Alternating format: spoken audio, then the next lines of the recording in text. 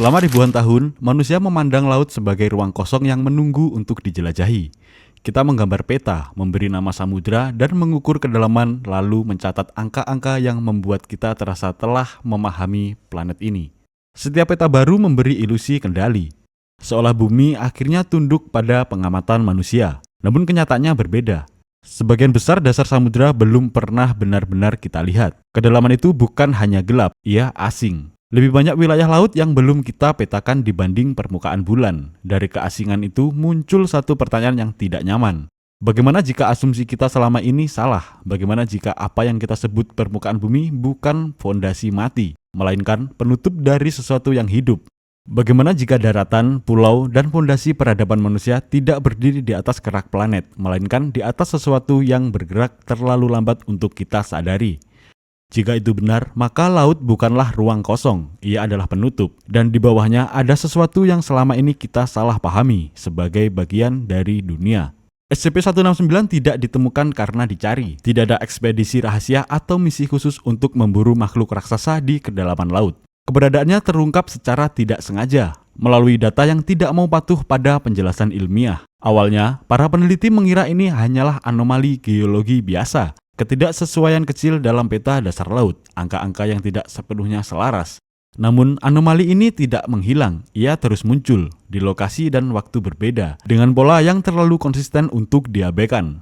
Struktur tersebut tidak cocok dengan teori lempeng tektonik manapun. Ia bukan gunung bawah laut, bukan palung, dan bukan sisa aktivitas vulkanik. Bentuknya terlalu teratur dan terlalu simetris untuk dianggap kebetulan. Pengamatan jangka panjang mengungkap kejanggalan lain. Struktur ini tidak sepenuhnya diam. Ia bergerak sangat lambat dan rentang puluhan hingga ratusan tahun. Pergeserannya nyaris tak terdeteksi, sentimeter demi sentimeter. Batu tidak bergerak seperti itu. Kerak bumi tidak mempertahankan bentuknya dengan konsistensi biologis. Perlahan, bahasa dalam laporan berubah, kata formasi ditinggalkan. Digantikan istilah yang lebih netral dan lebih menakutkan, entitas anomali. Kesimpulan yang tidak pernah ditulis secara terbuka pun dipahami oleh semua yang terlibat. Jika ini makhluk hidup, maka ia tidak hidup dalam skala biologis. Ia hidup dalam skala geologis. Bagi makhluk ini, seluruh sejarah manusia mungkin hanya satu tarikan nafas. SCP-169 tidak bisa dipahami sebagai makhluk raksasa dalam pengertian biasa. Ia diklasifikasikan sebagai entitas berskala kontinental, karena tidak ada kategori biologis lain yang cukup besar untuk menjelaskannya. Panjang tubuhnya diperkirakan mencapai ribuan kilometer. Bahkan dalam estimasi terendah, ukurannya lebih panjang dari pulau terbesar di dunia. Dalam skenario maksimal, panjangnya mendekati skala benua. Jika SCP-169 berada di permukaan, ia tidak akan terlihat sebagai makhluk hidup. Ia akan terlihat seperti daratan baru yang tiba-tiba muncul di peta dunia. Lebarnya mencapai puluhan kilometer, dan tubuhnya terkubur jauh di bawah dasar samudra. Lapisan sedimen dan kerak bumi menutupinya selama jutaan tahun. Tidak ada teknologi manusia yang mampu mengamatinya secara utuh. Yang kita deteksi hanyalah bagian-bagian tubuhnya, segmen yang disalahartikan sebagai pegunungan bawah laut. Lengkungan raksasa yang diklasifikasikan sebagai landasan benua bahkan sebagai wilayah daratan dunia diduga berdiri tepat di atas tubuhnya.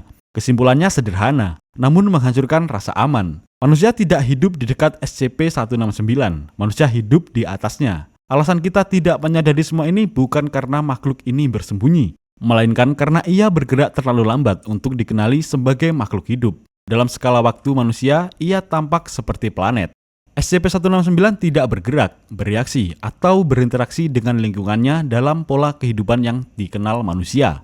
Ia tidak berburu, tidak berpindah tempat, dan tidak menunjukkan perilaku agresif. Dalam skala waktu manusia, SCP-169 tampak sepenuhnya statis, setenang kerak bumi dan setua samudra. Namun dalam data jangka panjang, pergeseran tubuhnya tercatat sebagai anomali mikro. Perubahan tekanan, penyesuaian lapisan dasar laut, dan gangguan struktural yang terlalu teratur untuk disebut kebetulan. Ketika dampaknya terasa, manusia memberi nama yang menenangkan. Kita menyebutnya gempa bumi, aktivitas tektonik, proses alam. Tak pernah terpikir bahwa semua itu mungkin hanyalah efek samping dari satu entitas hidup berskala planet. SCP-169 tidak bersembunyi dari manusia. Ia tersembunyi karena skala hidupnya berada di luar persepsi manusia. Kesalahan kita sederhana. Kita menganggap sesuatu yang tidak bereaksi terhadap kita sebagai sesuatu yang tidak hidup. Padahal bisa jadi kita hanya tidak cukup relevan untuk diperhatikan.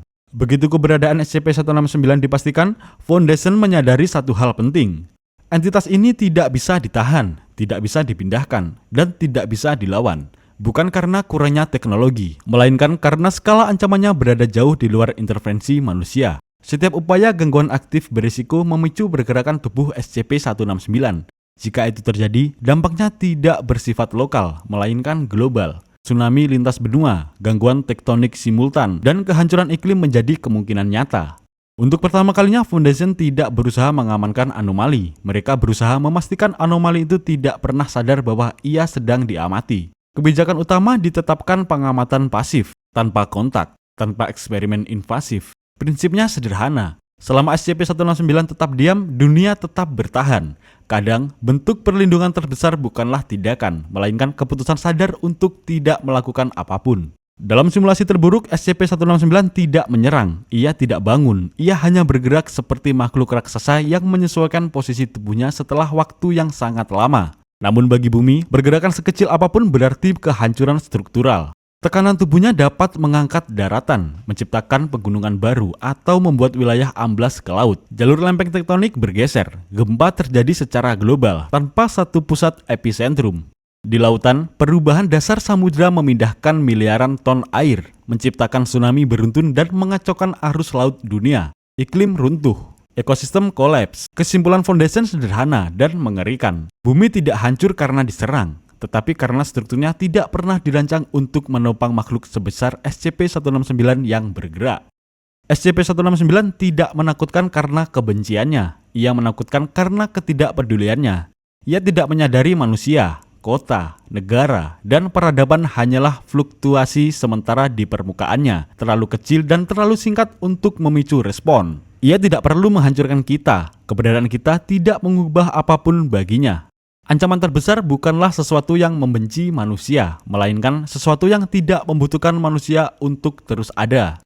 SCP-169 memaksa kita berhadapan dengan satu kenyataan yang jarang ingin kita terima, bahwa manusia bukan pusat dari planet ini. Kita terbiasa melihat bumi sebagai panggung besar tempat peradaban berdiri, sejarah bergerak, dan masa depan dirancang. Namun mungkin semua itu hanyalah lapisan tipis sementara di atas sesuatu yang jauh lebih tua, jauh lebih besar, dan sama sekali tidak memerlukan kita untuk terus ada. Kota-kota, negara, jalur perdagangan, dan batas politik yang kita anggap permanen mungkin tidak lebih dari goresan singkat dalam skala waktu geologis. Di bawahnya ada struktur yang tidak dibentuk oleh peradaban, tidak dihasilkan oleh tektonik yang kita pahami, dan tidak tunduk pada ritme kehidupan biologis.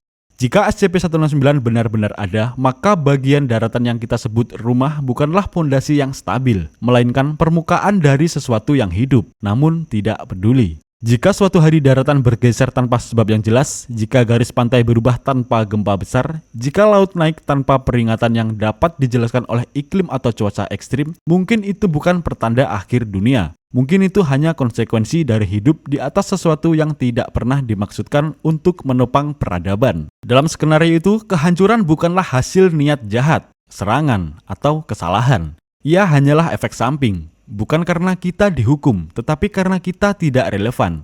SCP-169 tidak perlu bangkit untuk mengakhiri dunia. Ia hanya perlu menyesuaikan diri sedikit saja.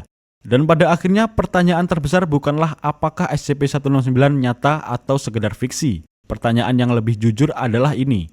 Seberapa yakin kita bahwa planet ini sepenuhnya milik kita? Seberapa lama kita bisa berharap bahwa apapun yang berada di bawah kita akan terus memilih untuk tetap diam? Leviathan bukan makhluk yang menunggu untuk bangun. Ia adalah sesuatu yang tidak pernah benar-benar tidur, dan kita mungkin selama ini hanya menumpang.